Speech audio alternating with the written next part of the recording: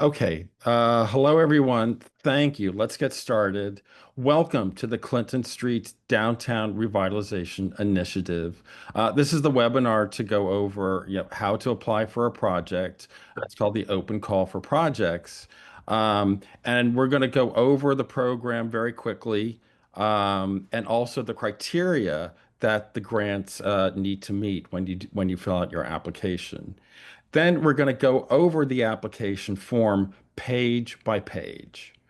Um, and again, we'll try and do this as quickly as possible and leave as much time for questions from you. I'm sure many of you have lots of questions. The DRI program is a remarkable achievement for the city of Binghamton to have received a $10 million grant to invest in the Clinton Street area. It took a lot of hard work for the city to do this. And I just want to introduce a number of people who are part of our panel today, including the city of Binghamton, Sarah Gloss, who is the Director of Economic Development, Ben Striebler, who is the Business Development Strategist. We're also joined by the Department of State of New York, Julie Sweet, who is a lead leader and project manager in the DRI program for the state.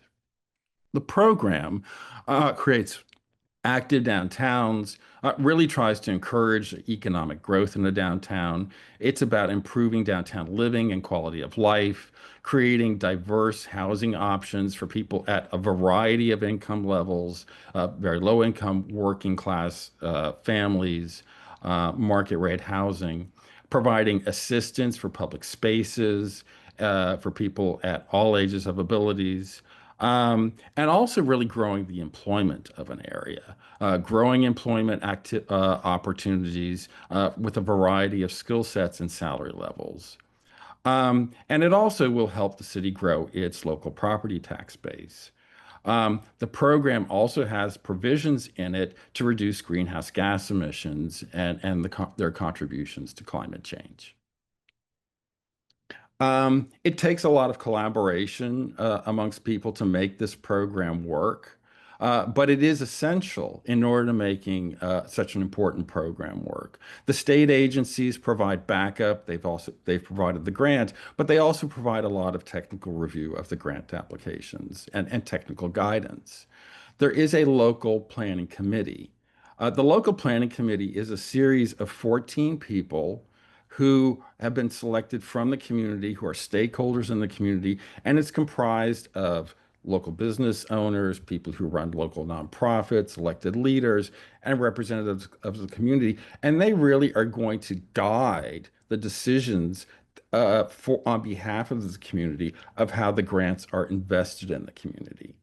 And we'll talk about that a little bit more about how they work and how you can sort of see how they work in a couple of minutes. There are consultants that have been retained by the Department of State to administer the program. So that's me. My name is Mark Wooters. Let me introduce myself. And Jason Larson, we're with SWBR. We also have with us a team of so we're urban planners, we're architects, we're landscape architects. We also have transportation engineers, economists, and other specialties. But most important today is the community. And that's those of you who've really chosen to join us here tonight. The grant system doesn't work unless we have you who are applying for the grants. A lot of people have participated already in community meetings to help define what the vision should be and the outcome of the Downtown Revitalization Initiative should be. So you're very critical to how all of this works, and you steer the outcome of how the grant is spent. I want to go over just quickly an overall schedule. This is a 9-month schedule for the program overall. It started in May, and I'm going to go through these sort of orange boxes, sort of the general phases, in which we meet with people to talk about what their visions and goals are. We just had a big public workshop a couple of weeks ago to really hear more about people. We also do a lot of analysis work of the community to try and understand sort of the issues that people are confronting.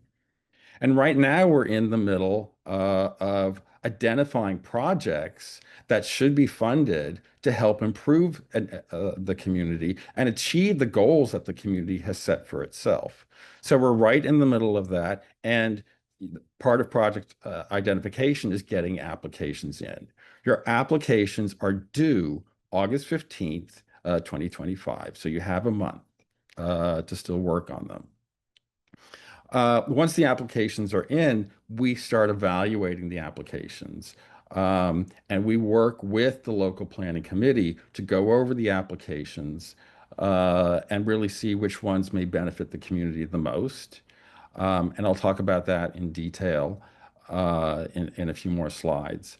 Um, the local planning committee meets almost once a month. They are skipping the month of July, but we will be resuming meetings in August. Those meetings of the committee are open to the public. The decisions and discussions about the grants take place in front of the public. And you are all welcome to come and attend those meetings. They take place at the First Ward Senior Center. We believe the next one will be August 27th in the afternoon. And everybody is welcome to attend. And you can come to each of those and listen in on the discussion of how the local planning committee is reviewing your grant. You also have an opportunity at the end of each of those meetings to ask questions of us and the local planning committee. There will be a public workshop, most likely in September, in which the people who have applied for a grant, who've met some of the more basic minimal criteria, all of the grants will be on display. The applications for the grants will be on display, and the public will be invited to look at all of the grants. So all of you will be aware on this call of who is applying and how much they're applying for and what types of projects are being applied for. The public in September will have a workshop in which they get a chance to weigh Hello, in everyone. and say Welcome which to the projects Clinton they Street think are the strongest Downtown projects. And that Revitalization public Initiative. review process This is a taken webinar very to go seriously over the by open the local call planning for committee when they start making their final applications for decisions towards the projects latter months and of how to this year. apply for a grant. We're going to wait just a And little then bit sort of longer longer to allow more term, people to join the towards the meeting, end but of we'll get this started in a year, few minutes. we will assemble all of the applications in a report. There'll be a very detailed write-up of each of the grants that admit sort of basic criteria, and the recommendations of the local planning committee will be written up in detail, forwarded to the state, and they will do then a detailed evaluations of each of the grants. We expect awards of the grants to be announced. Usually it happens around springtime. And then following that, the state will start establishing contracts for you to help receive and set up the sort of the process of the grant in a few months following that. And then, of course, you'll have to sort of report on your project as you proceed with construction of your project back to the grant entities. Um, There is a boundary area which was established when the city applied for the downtown revitalization grant. It is the central spine of it. I don't know if you can see, is Clinton Street. I don't know if you can see my cursor, generally extending to the train tracks to the south and up to the office park projected to be constructed up north. Um, so generally, the grants are funded for projects that are in that area. If you have a project that is a little bit outside of this boundary, please go ahead and send it in. We can Mark, work with the someone local just planning pointed committee. out that They can it make should say some July adjustments 17th, to today's that date, boundary on the a little first bit. slide, It's not not going to July, be, or not June. super extensive, Oh, right. but definitely if you have an idea about something and it is just within this fairly close to the boundary that's here, please submit it. Thank you. Um, the open call for projects really provides an opportunity for you and the community, property owners, business owners, to submit projects to be awarded grants for construction. Again, as I said, the submission deadline is going to be August 15th, 2025. You'll have a form that you have to complete Everybody applying for the grant has to complete the forms. There are no exceptions. They are looking for projects that are going to be ready to be implemented in the near term. So once you are given an award, they're looking for projects that you will be able to start construction within a few months following, and really, a maximum of sort of a year and a half to 2 years. Things have to be in construction.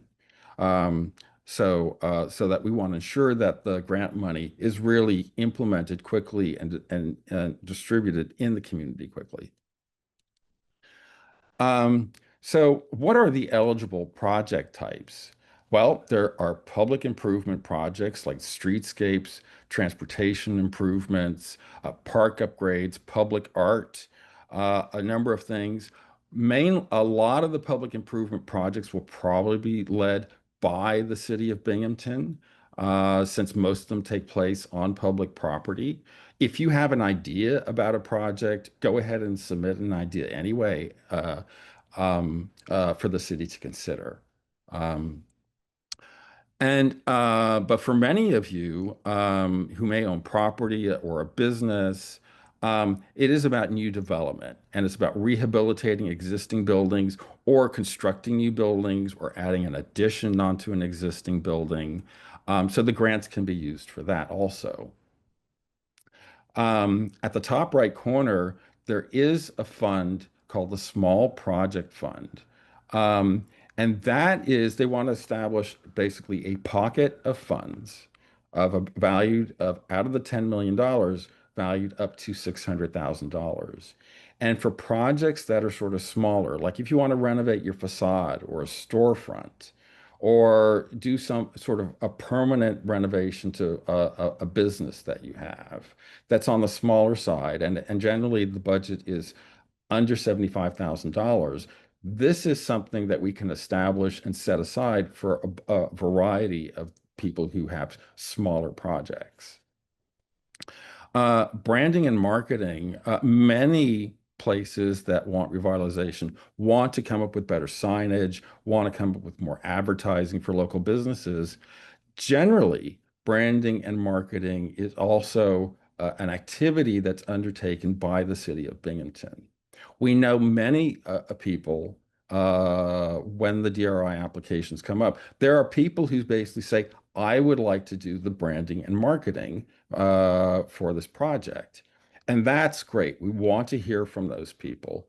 But what will likely happen is you will be the city will likely lead the effort, and they will put out a request for services to bid on, and you can work under a city contract to help support that effort. So if you are interested in an activity, if you have a firm that works in that activity, go ahead and identify yourself at this point. We're looking forward to hearing from you.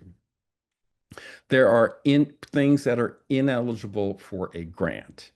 And those things are planning activities, which means that if you're sort of doing organizational things to set up your project, trying to set up financing, planning it, those types, the time you use to set it up can't, the grant can't pay for that.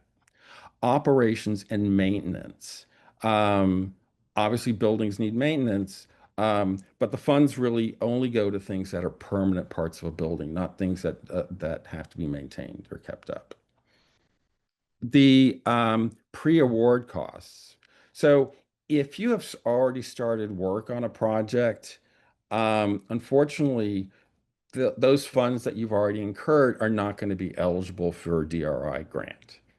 The grant really goes to things and construction or whatever your activity is for things that are announced that you're doing after the award. You cannot use DR funds to acquire property. That's something you have to undertake on your own. Training programs are not eligible for the DRI program, and expenses related to other existing programs. So the grant requests that if you are a private entity, you provide some of your own money in order to construction project in addition to using grant funds. And this is called a matching requirement. The 25% of the total cost of a project must come from sources that you provide, that you identify. Um, so if you have $100,000 project, for example, $25,000 of it has to come from you. And we'll talk about, potential sources of that later. If you are a public entity or a nonprofit entity, you do not need to meet that minimum match requirement. You can do everything through the grant. If you have a smaller project, I mentioned that smaller project fund. Again, if you are a private entity, you have to meet that 25% minimum match requirement. The local planning committee can make a few discretionary modifications to these requirements as they start seeing some of the applications coming in. For a DRI grant, we're expecting the minimum total project cost to be a $75,000 project or greater. If you're under $75,000 in total project cost, then we would direct you to submitting a letter of interest for the small project fund. And I'll go into that in more detail. Other things that are considerations that the local planning committee is going to look at is, are you someone who may have a history of code violations? Or, have you paid your taxes? Those are the other things that the local planning committee looks at when they're evaluating the applications. So let's talk a little bit more about how the applications are evaluated. So they have to be aligned with some of these sort of overall goals. That's that slide I showed at the very beginning. Is it about buildings? Is it about parks? Is it about some sort of permanent installation or improvement into the neighborhood? Uh, um, the catalytic effect. People would like to see that your project not only benefits you, but maybe you improve the exterior or have a function in your building that also sort of benefits the entire neighborhood, the area of Clinton Street. We're interested in knowing if you are ready, that you've thought about your project enough that when you get a grant, you're going to be able to proceed relatively soon with the construction activity or whatever activity you're proposing. Um, and, of those categories of new construction or infrastructure or branding or the small project fund, you have to be one of those in one of those categories. It has to be a cost-effective project. It has to be a good use of funds. And, it really does have to be a project that benefits the community, not just the individual person. Um, so something else to take in consideration when you are applying for a grant is that the local planning committee has worked with the public to identify sort of a vision for what Clinton Street should be. And I'll just read this very quickly. It is in the application form. It'll be there on hand for you. Clinton Street will offer an inviting, eclectic, and safe atmosphere, fostering innovation, entrepreneurship, and commercial activity while retaining its rich cultural and historical heritage. Development of new and existing properties, expanded affordable housing, new construction on vacant lots, rehabilitation of existing historic structures, and enhanced public spaces will support existing community members and families, serve the First Ward neighborhood, welcome visitors, and establish an improved gateway in the city of Binghamton. So when you think about your application, think about sort of what the overall vision that the community is trying to say, and see if you can think of words and phrases that will make your project, align with it. There are 4 goals that the local planning committee also established. Again, I'll just read them very quickly. Maintain a strong sense of local community and historic character in the First Ward and on Clinton Street while improving the area's visual appeal and safety. Establish Clinton Street as a destination with a unique variety of shops, creative businesses, industries, and entertainment. Enhance the area's physical public spaces to improve walkability within the community and connectivity to downtown Binghamton and the surrounding neighborhoods. Increase opportunities in housing, activities, and employment for people in the community and from a variety of income levels and backgrounds. So again, this is included in the application form that you can download from our web. And again, we'd like to see projects that you know, pay some support to these. All right. This I think you probably have all discovered because you've been here of how to download the form. It's on the open call for projects tab of the website, clintonstreetdri.org. But again, there's two types of application forms. And I'll start getting into that a little bit. So DRI grants are for projects over $75,000. And for those, you have to submit a full form. If you have a project that's smaller, under $75,000 in total cost, you can submit for the small project fund that I described earlier, and you can submit a much simpler form called a letter of interest. And I'm going to go over each of those two forms page by page in just a few minutes. But here's what they look like. I'm going to go into detail about this is the long form, and then there is a second form for the small project fund, which is called a letter of interest. It's a short form for the smaller projects. Um, and then we look at also things that are when you are implementing a project. Um, all awards that you get are provided as a reimbursement grant. So project sponsors will have to complete work before the monies are provided. If you look at the second bridge point, that means a number of you may need to secure some sort of bridge financing to cover the costs of construction of your project because you are reimbursed with the grant only after you've completed some of the work. And you have to prove that all the work has been done and what you paid for it. All awards are subject to state requirements, including minority and women-owned business participation goals. And you also have to have competitive bids for your project. You can't just source it from one person and get a price. Um, and again, I just want to sort of reiterate this point. If you already have a project that is in process, in progress, you may not seek reimbursement for work that you've already done.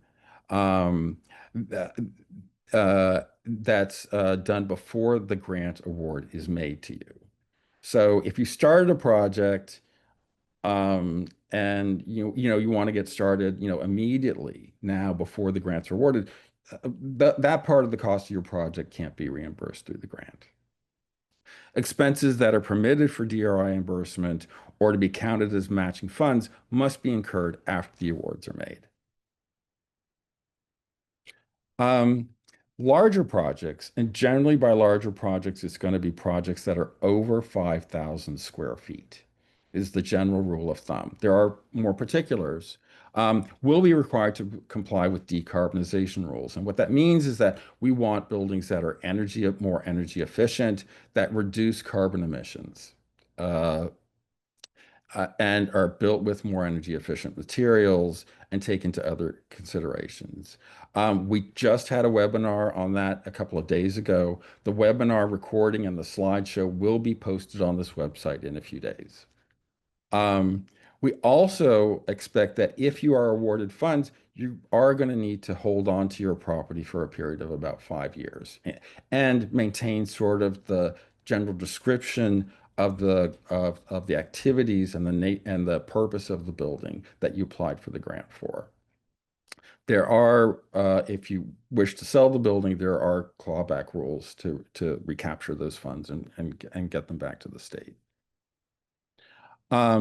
So next steps is the local planning committee should be meeting late August. We'll post the date on the website relatively soon. That decarbonization webinar recording will be put on the website for Clinton Street DRI.org. And your DRI applications and letters of interest for the small project fund are due August 15th, 2025. So now with that, what I'd like to do is go into each of the forms and go through them page by page. So let me just stop sharing this for a moment.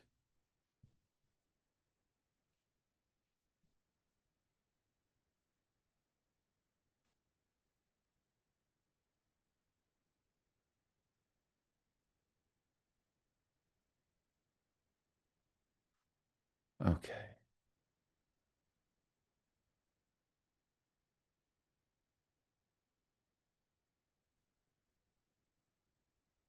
Okay. Hopefully all of you can see my screen, and there is a page that's called DRI Project Form. So the first page basically just has a general statement about the grant, the $10 million grant. The proposals must be due August 15th, as we said, by 5 p.m. Um, and the first portion of the DRI application for projects that are over $75,000, remember, really is just sort of a summary of all of those criteria that I just went over to you in the slideshow. Um, this page talks about just sort of the general steps of the application, reviewing criteria, looking at those local vision and goals that I just went over in the presentation, and then filling out the submission form and submitting. When you submit, um, probably submitting to Jason Larson with SWBR through email is probably going to be the easiest way for most of you. Um, and all the support materials of the form, that's probably going to be the easiest thing for most of you. If you want to work in a hard copy, you can submit the hard copy to the Department of Economic Development at Binghamton City Hall. Attention to Sarah Gloss. Um, and I would just add, the applications, we know a number of you may never have submitted a grant application before, whereas others of you may be very experienced. Um, this isn't about, we're trying to make sort of an even playing field in which you can contact me and set up a meeting about your application before the deadline, and we can go over things to make certain you understand, how to fill out the application, but also sort of how your project can sort of best meet the requirements. This isn't, once you submit, this isn't you are accepted or rejected. Quite the contrary. We want all of you who submit to have a really good shot. We want your application to be, enhanced further after you submit to give your project the best shot at a grant possible. We're here to support you. So after you submit a grant application, we're going to go through them. And we may reach out to you with questions. If we think that there's portions that might be missing or need more elaboration, we'll contact you. We'll sit down and talk about it and talk about how to really just sort of maybe improve portions of your application, and really fill it out. So, and again, that's because we know a number of you may have never filled out an application like this. So this really is about supporting you and giving you the best shot. So please feel free to reach out to me. My email is right there at the bottom of that page. Um, and again, these next few pages are exactly what was in the slideshow about the project type requirements, the types of funding for, and the definitions of sort of different roles and terms that are in the application. And again, the map of the DRI boundary is in the application. Again, if you have a project that might be a little bit outside of the DRI boundary, please go ahead and submit it and fill out an application. We may be able, if we're interested in your work, we may modify the boundary to allow your application to move ahead. And again, the vision and goals that I talked about in that slideshow, they're all here written, and they're in the application because we really want you to sort of look at them and, really try and craft your project a little bit so that they align with what the rest of the community is envisioning for the neighborhood as best you can. And the evaluation criteria that we discussed, there's a summary of all of that. Okay. So now we're getting to the actual form. So the first page of the form, item 1, the project sponsor really is, is the person who is basically leading the project. And this may be the person who owns the property or who owns the business that they want to renovate. So again, there's put in your name, address, if you have an organization that you're working with, and your email and phone number, your contact information is really quite critical for us so we can reach out to you when you apply, and we can follow up with you. If you have a business partner or someone who's helping you with the project, closely aligned with it, please go ahead and give us that contact information also. So there's slots for about two additional people on the bottom half of this page. Then on the next page, item 2, tell us where the project is located. Give us the exact address. Um, and if and then that paragraph down below at the lower item in item 2, the lower paragraph in item 2, if your project is outside of the DRI boundary, that map we showed, this is a place where you can describe, where it is, how far it's outside of the boundary, but why you think it should be included. We definitely want to hear from you. Item 3, please just give us a quick sense of what the type of the project is. Are you building a new building? And these are just check boxes, redevelopment or renovation of existing buildings? Do you think you have a project that's under $75,000 and you're interested in the small project fund? So click that. Um, or are you a public improvement project? And likely the public improvement projects and the branding and marketing projects likely will come from the city agencies, because a lot of that is administered by the city. But, if it comes from you and you have a great idea, please turn the idea in. I think the city would be interested in hearing from you. Number 4, please describe the existing conditions of your project site. Write about it. There's also going to be a place where you can include photographs. And describe, if it's deteriorated, if it's a historic building, what was the original purpose of the building, and different conditions that sort of strike you as what needs to be improved.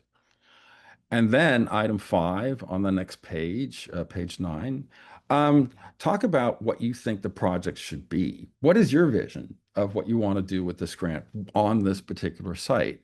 So talk about, is it, a commercial project, industrial, a mixed-use residential building, or, or a public improvement? What is your goal for the project? And when you think about your goal of the project, also think about how it might, align with the community's goals. Any work that you've done previously on it, please let us know. It may demonstrate your commitment to the site and your sort of wherewithal to stick with a project or a site. And let us know sort of the general size of the project, the square footage, the number of floors, acreage. Do you have a certain number of units, or like is an apartment building? Tell us how big that is. And what types of things you want to do. Do you want to replace the flooring, the roof, renovate the facade? Those types of things. So go ahead and give us, as good a description as you can. There's a good bit of space here. Item 6, we would like to see a paragraph that talks specifically about how you're going to align with the vision and goals that are in sort of the front portion of this application, that I also discussed in the slideshow. Because we want to know that you sort of read it and understand what the community has talked about so far. A lot of work went into those community visions and goals. Talk about the property ownership in number 7. Do you own the property, or is it a business and something that you lease and you have some sort of understanding with the building owner? That's okay. So tell us that. Also, there is an opportunity within the DRI if you are interested in purchasing a property. If you don't own a property but intend to purchase it, you can apply for a DRI grant.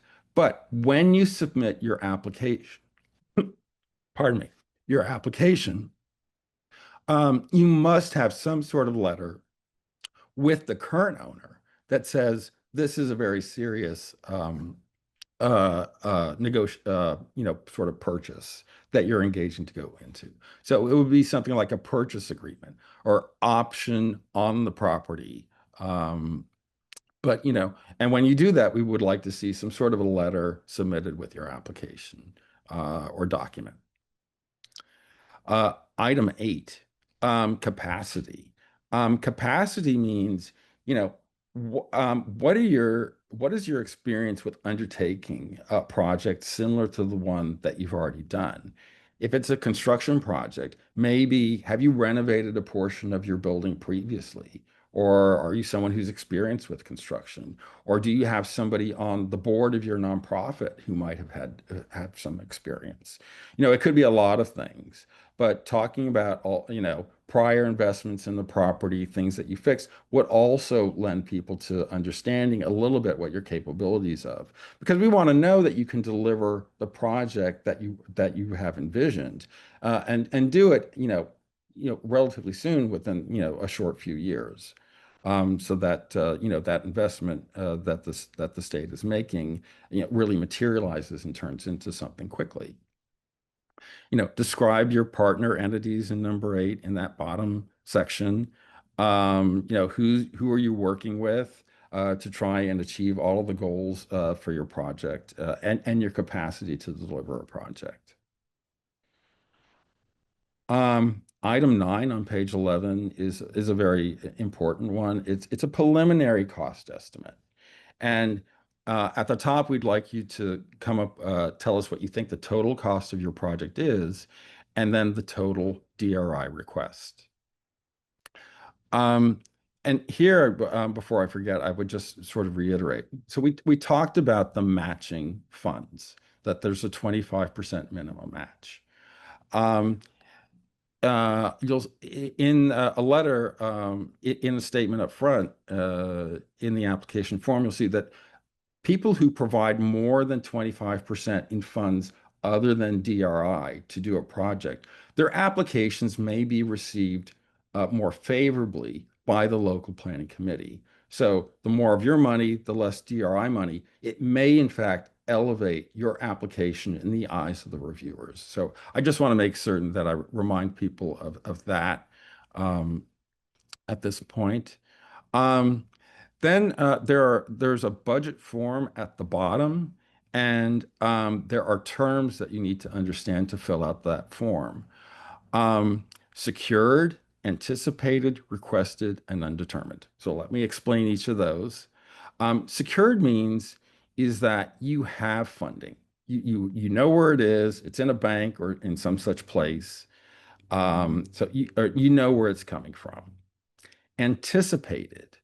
If you know that you might be getting funding maybe from another grant or some other source, and you think that money is coming from that, you can label it as anticipated, even though it may not be 100% definite. Requested is a term that you use with funds that come from the DRI grant. So that's requesting the grant. And then undetermined is, do you not know where a certain amount of funding source is coming from? So let me then walk you through a little bit how that gets applied in this chart.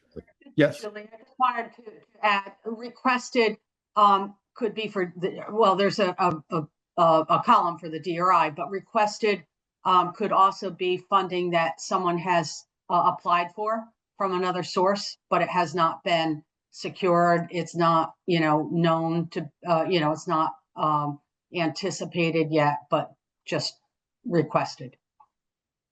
Great, Julie. Thank you. Yeah. So I'm going to walk you through the budget form, and then I'm going to go over these notes. But let me walk through the budget form. So here it says example design fee. So if you have like windows or facade restoration, these are line items. List the type of activity for each budget item.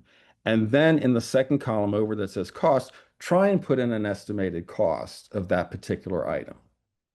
So is it the roof? Is it an addition? Those types of things. And then funding source. Are these coming from DRI? How much from the DRI program do you want for each one of those activities in your budget? So let's say it's windows. Do you want no money out of DRI for that? Do you want like half of it out of DRI? So think about that. We would like to sort of associate DRI funds with particular types of, your construction activities or whatever your budget line items wind up being. And, again, then in this status of funds, the column at the very end, that's where you would list these four terms: secured, anticipated, requested, undetermined. So you may find that a portion of your building, you would list the budget, and then you would say, well, we've secured the funding for that particular portion of the building, as an example. So I hope that makes sense. And then you total up the total DRI funding request here, total funds from other sources here, and then overall your total project cost. I'll highlight a couple, just some of these notes. Again, so the types of budgets, line items typically include, architectural design costs, permits, site preparation costs, those sorts of things. The DRI funds, as we said earlier, are structured as reimbursement grants. So if you are awarded a grant, you may need to finance the project through a bridge loan. Unfortunately, the interest on the loan itself is not covered by DRI grant funds. If a project is not yet developed, your cost estimates, a lot of people may not have experience. Do the best you can, provide as much detail as you can, and we'll try and work with you once you submit your applications to sort of flesh it out further. And, maybe give you a little bit more time to talk about it with your contractor or whoever is assisting you with the budget. The project may include the cost of acquisition of a building or a property. But the acquisition must be covered by another funding source. So I don't know if you remember earlier, I said DRI funds will not cover the cost of purchasing a property. So that's absolutely true. But if you purchase a property during the DRI planning period, or making motions to purchase a property, getting sort of a preliminary letter together with a prospective owner that you're going to, a prospective seller, on something that you're buying, and that letter you're going to submit with your application. But you can, if in that sort of time window of between when the DRI program is started and when it completes, and even maybe a little bit long, and after the awards are announced, it really is after the awards are announced, that you can then, any costs about acquiring that property, following through on your acquisition after the awards are announced, you can put in your budget line item, and you can count that towards your 25% of matching funds. So it's a limited application of acquisition costs that can count towards your 25%. It's the money you spent acquiring something after the awards have been announced. Item 10, describe a little bit more about how you developed your cost estimate. Did you work with somebody? Did you have a contractor or an architect that helped you out? This will give us a little bit more insight into how you work and how you got your numbers. Describe, your matching funds, things that aren't from DRI. Describe where they're coming from. Is it a grant? Is it your bank account? Is it a bridge loan? Do you have a relationship with a financial entity? I'm just going to jump in for a second and say that we are working on an event that will try to match banks with project owners. So if you don't have an existing relationship with the bank, you're not sure how to access that bridge financing that Mark is talking about, we are going to be providing some additional assistance on that as well. And I'm going to put a link in the chat just to sign up for our email updates. So if you sign up for that, you will be made aware when that event is planned. Thanks, Mark. That is amazing, Sarah, as always. Thank you. Project readiness, item 11. So this is where we want to know, when can you build? how much work have you done up front, and are you going to be ready to once you get the grant, are you going to be ready to follow through? So describe the work that you've already done underway to advance the project, such as feasibility studies, some preliminary design. Do you have any permits? Those types of things. And do you have any other funding sources that aren't from DRI that you've secured? Environmental investigations. Do you have a site that you may need some cleanup? And have you looked into it? And are you prepared to proceed? So please describe that. If known, talk about permits and approvals that you think your project is going to need in order to go before proceeding into construction. And then what challenges or issues, if any, would affect the implementation of your project? You know your project, better and more intimately. So if you've talked about the project and things have come up, please feel free to describe them. We may be able to help discuss those with you once you submit your application. And then this bottom chart is a time frame, which you can fill in. Fill in sort of the number of months generally is probably, or if you want to hesitate a date, that's also okay. But talk about how long it's going to take you to obtain the rest of your financing. Develop preliminary plans, go through regulatory approvals. Is it 4 months, 6 months, whatever it is. Designing and engineering, and then finally list your estimated construction time frame. Other documents that you might want to submit. So they're required documents, and we really want to see, photographs of the site, the existing condition. That we really want to see those pictures. So those are required. And if you have site plans or anything, that would be incredibly helpful. That's item 12. Item 13 is additional information that you can give us. So maybe you have a perspective rendering of what the final project would look like. So there's a series of check boxes here that you can fill out and tell us other documents that you want to submit. Included in as attachments to your application when you email it in or submit a hard copy. So you have business plans, list of anticipated permits, committed letters from a financial institution, all these things, and other. If there's something else you want to tell us, there's a box that you can type in things.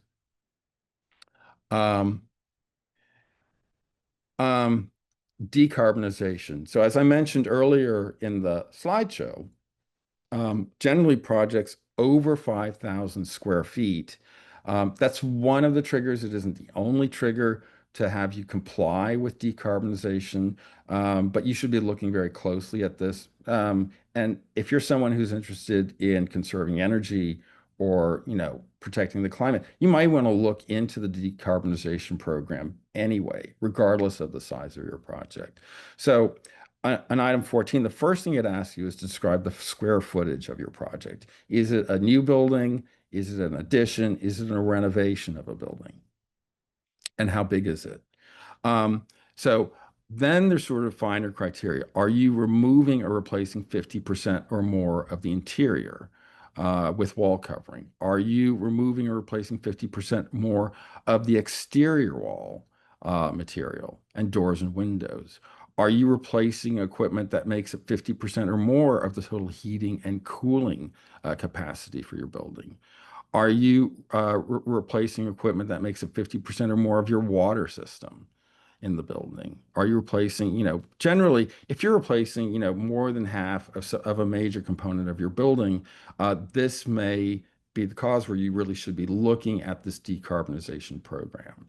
So the decarbonization program, what it does is the state will work with you and guide you on different ways to meet sort of a more energy efficient design. If your project is over that certain size and you meet some of these criteria, you actually are going to be required to comply with these energy efficiency design guidelines as a condition of receiving your grant.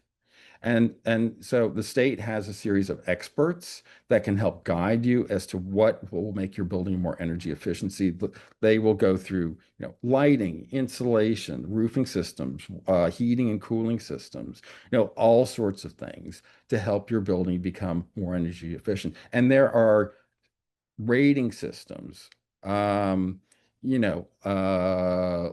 LEED for buildings, or there's all sorts of other things, or enterprise communities buildings that have a series of sort of guidelines of how to measure energy efficiency of a building. So there was a webinar that was held just a couple of days ago that went over all the details of this. So that recording is going to get posted on the website of ClintonStreetDRI.org, where you can review it. I'm assuming it'll also be in a state place. So you'll be able to review it at your leisure, as you're filling out your application to learn more about that.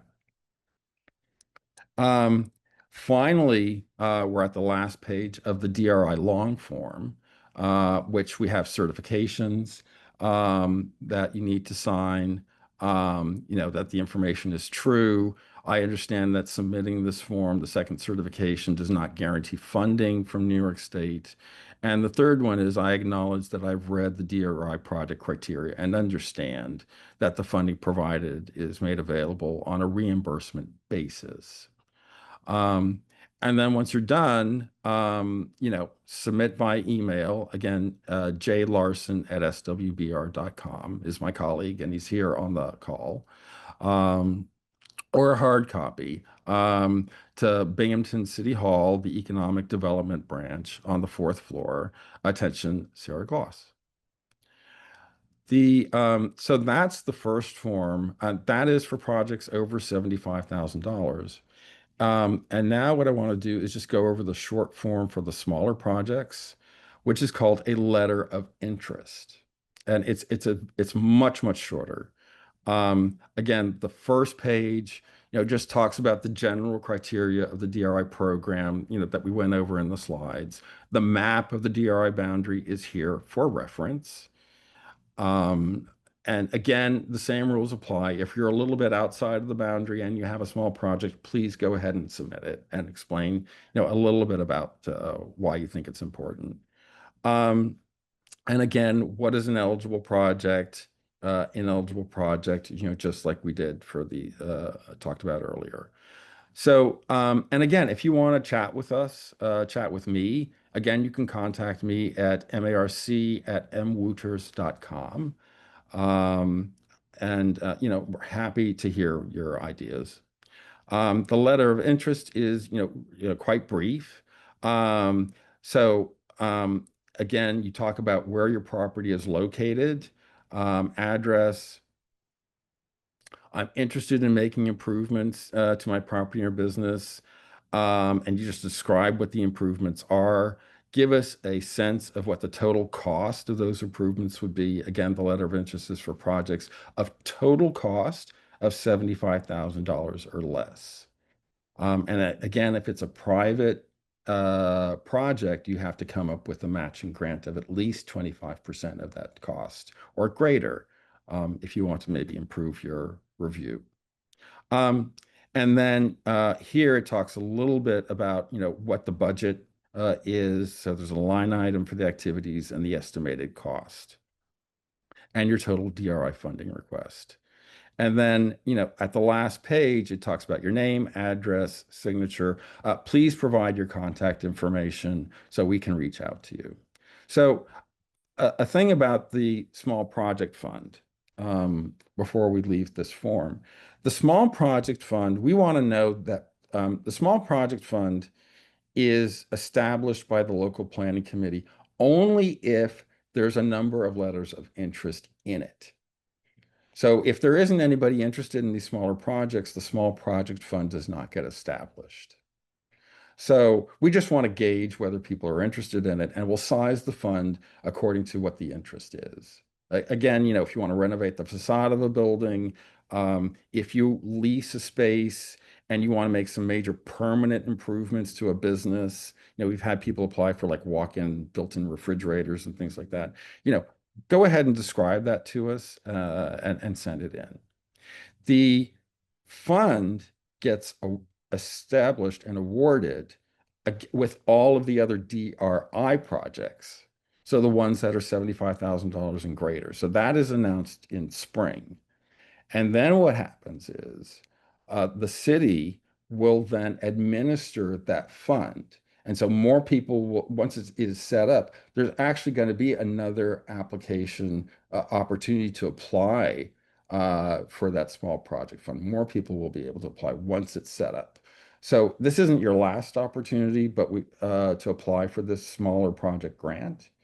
But it is a great way to sort of gauge interest in how much money to put into that fund, up to $600,000 total. And I think that's it. I don't know if Julie or Sarah have anything to add. Other than that, if not, we'll move on to questions, and you can put your questions in the chat.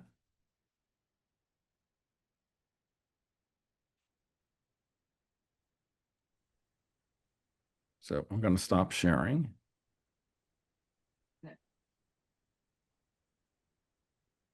I don't have anything, Mark.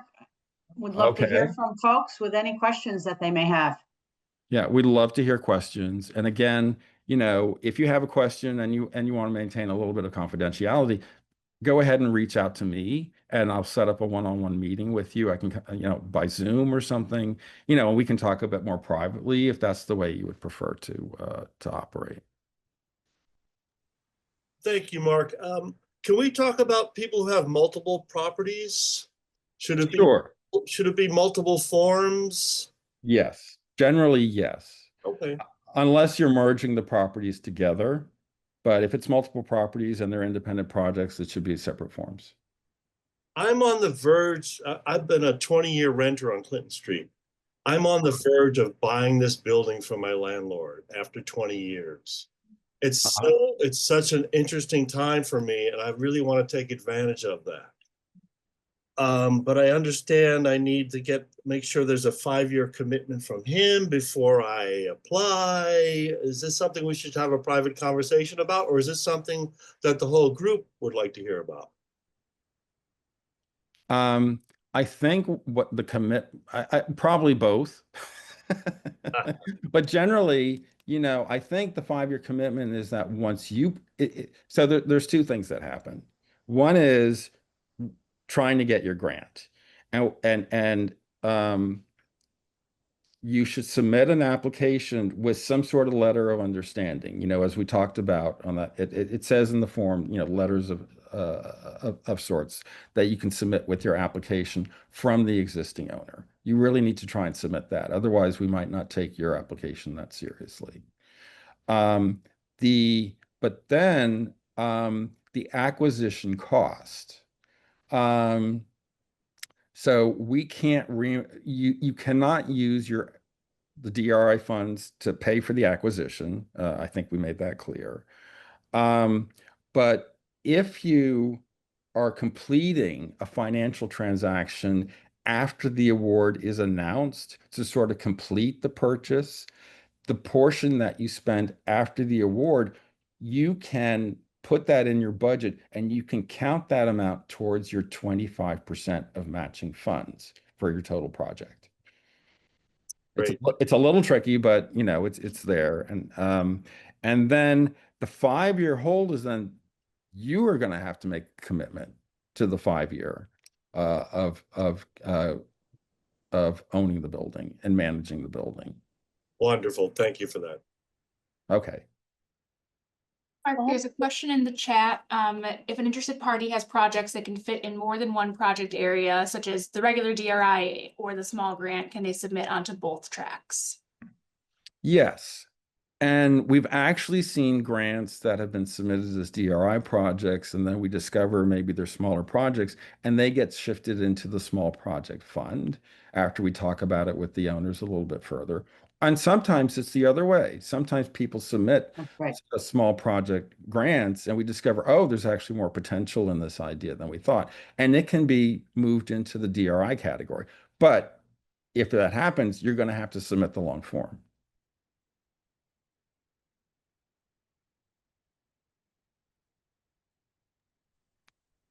For some reason, I'm not seeing the chat in my Don't have screen. any more in the chat right now.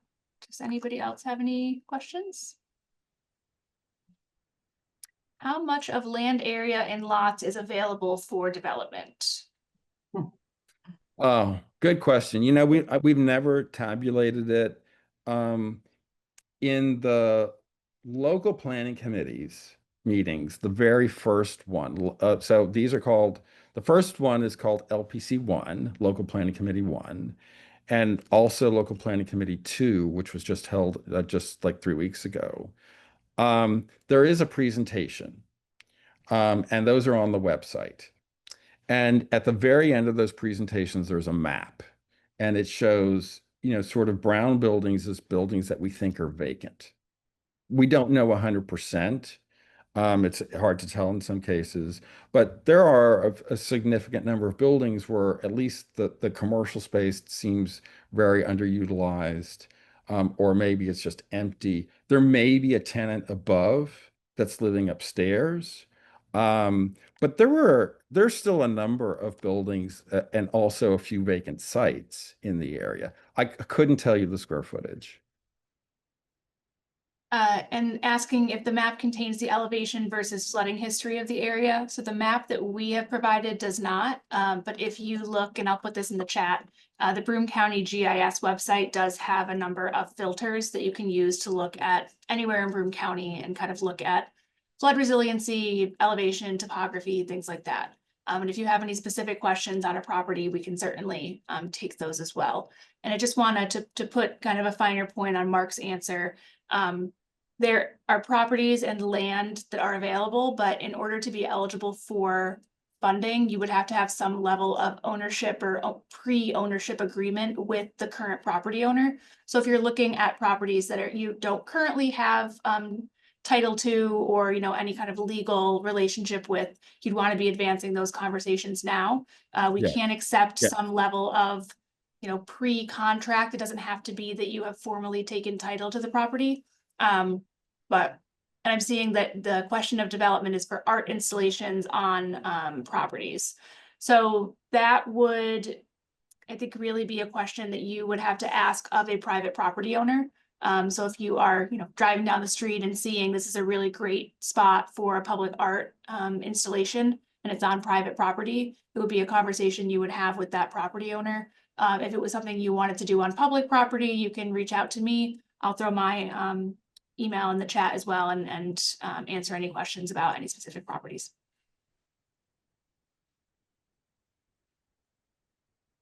Any more questions?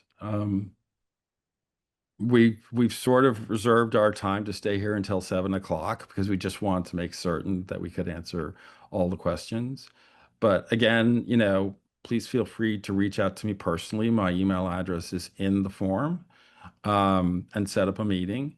We're anxious to, have applications from you. We want to hear your ideas. We're certainly very interested if people want to acquire some of the properties that are underutilized right now and really have, interesting ideas of what to do with them that sort of align with the visions and goals of the community. We'd love to hear all those things.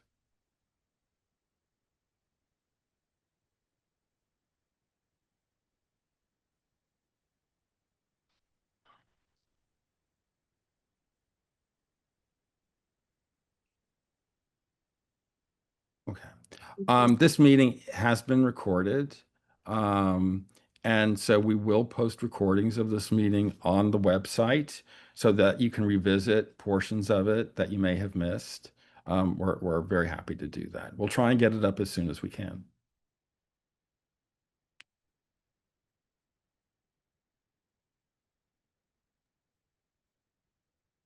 Thanks, everyone. And just to kind of underscore Mark's offer, there are no stupid questions when it comes to grant funding. These things have a lot of regulations and restrictions on them. So the more questions you ask, the more prepared you'll be. So really anything you want to know about, please let us know. Yeah, we really love hearing from you. For me, I love meeting with stakeholders and hearing their concerns about the neighborhood and what improvements they want to make. Now, what Sarah said is exactly right. There aren't any stupid questions. We're here to help you.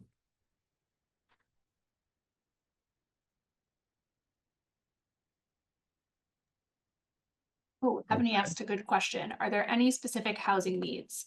Ebony, when we first did the planning document that ultimately became the DRI application, we did an overview of the housing needs specific to Clinton Street. I'm going to put that in the chat right now, but that's a really good overview, as well as the Broome County housing needs assessment. But really, at the end of the day, the city of Binghamton and Broome County need all types of housing. We have a really concerted effort on affordable housing right now, but that does not mean that we don't have a need for market rate housing, workforce housing, single family apartments, condos. We're really open to any and all opportunities.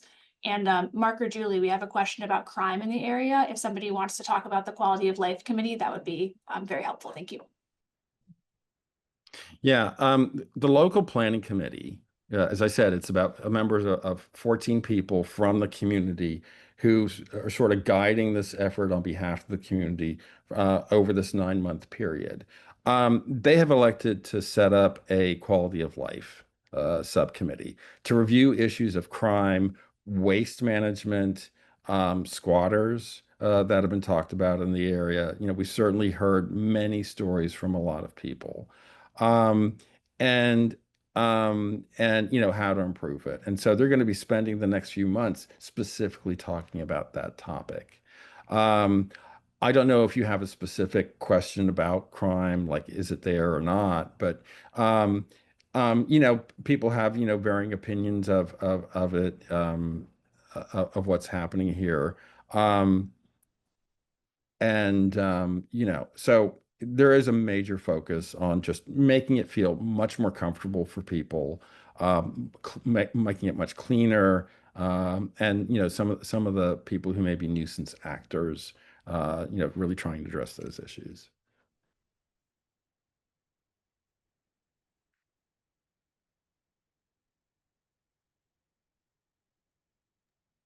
Yeah, no, just elaborated that it's really talking about all of the types of quality of life crimes that we've talked about. So certainly, Noah, that's something that we're going to be focusing on. We're going to have our police department as well as our Department of Public Works as part of that committee. And I know that we're looking to make some strategic investments in public safety initiatives.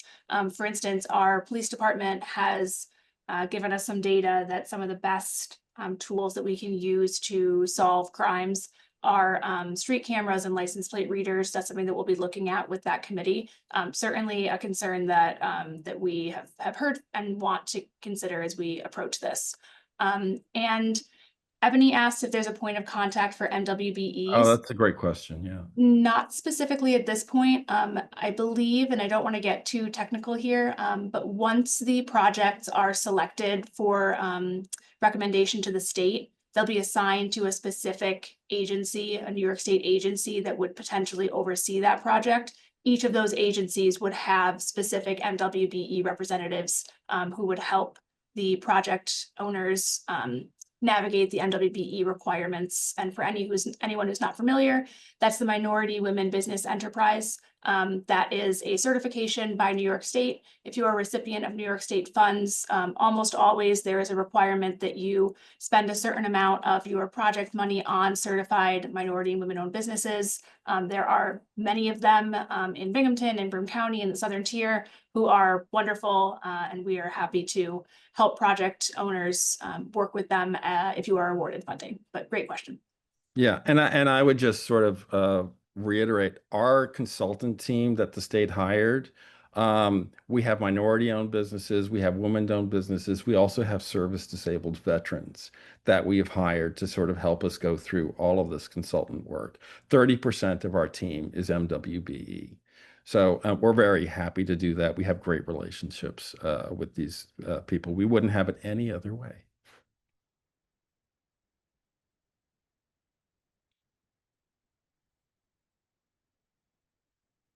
There's a question about who can see the messages.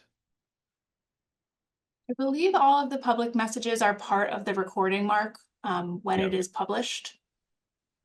But if it's not, I think we can pull all of the relevant links out of here and make sure that they are available. Would that be accurate? I think so. I have to see the recording screen and how that works, but I believe something is like that is possible. That's Definitely make just, sure that this information yeah, is out. I think that's just a default thing in Zoom, actually, Mark. So, Okay. yeah.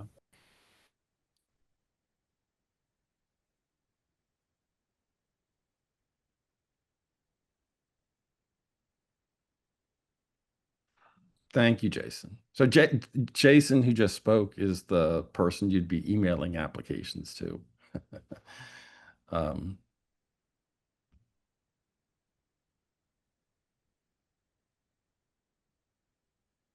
any more questions?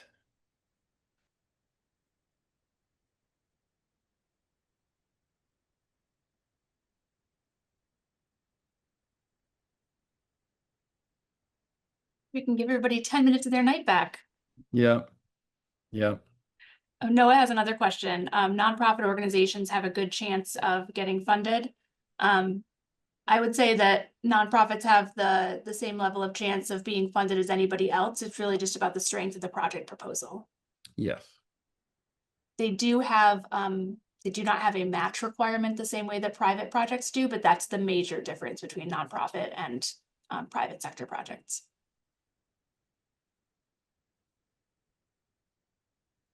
You're welcome. If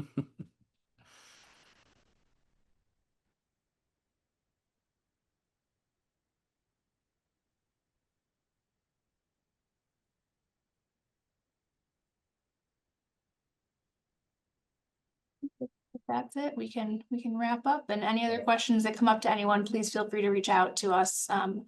Mark's email, my email, and Jason's email are all in the chat. Any one of us or all three of us together, we're all working together pretty closely, so we'll make sure we get you guys directed to where you need to be. And I hope people are excited. This is a really amazing program. It has a great track record. It's been used all over New York State. And our project manager from the Department of State is one of the best, Julie Sweet. So shout out to her.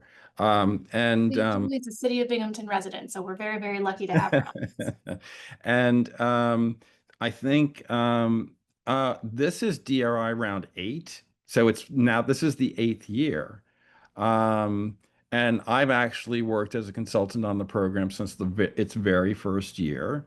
And you could see very immediately the brilliance of the way the funding was structured. One of the things that I love about the program is its transparent process. As I said, the local planning committee makes its decisions in front of the public.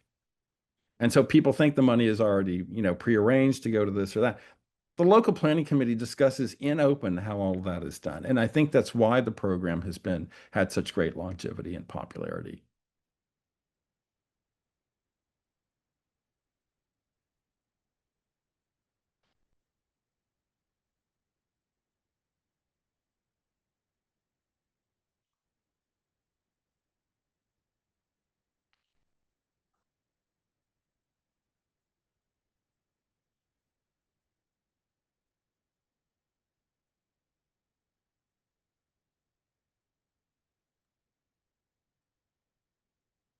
I personally would like to leave my desk, so I'm going to log off. But All right, everyone.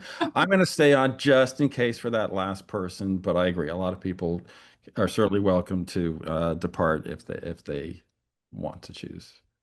Thanks, everybody. Appreciate you very much. Take care, everybody.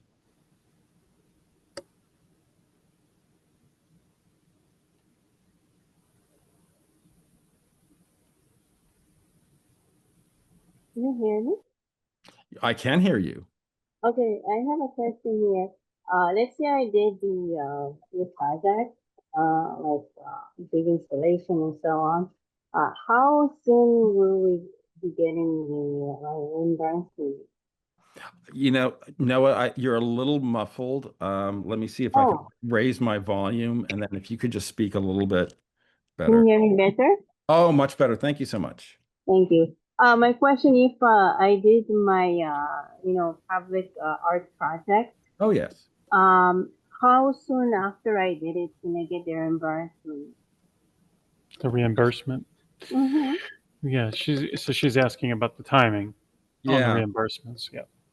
Yeah, that's really almost a question for Julie about that process. Oh, I guess I mean, Yeah, and no, I think, you know, we can have a follow-up conversation or email if you'd like, but it really depends on what the project consists of and what agency would be managing a grant if it were to be awarded.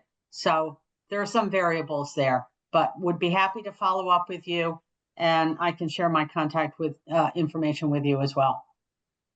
sure. I have the proposal almost ready, actually. Oh, that's great.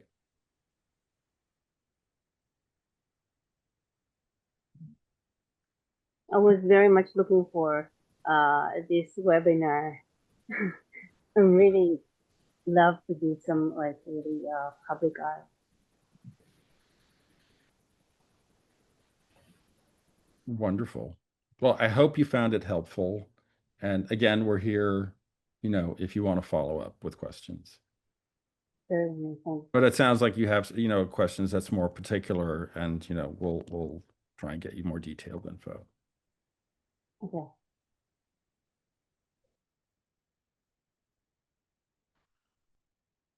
All right. I think everybody has basically departed at this point. So I think with that, thank you everybody for a very good webinar and for all of your questions.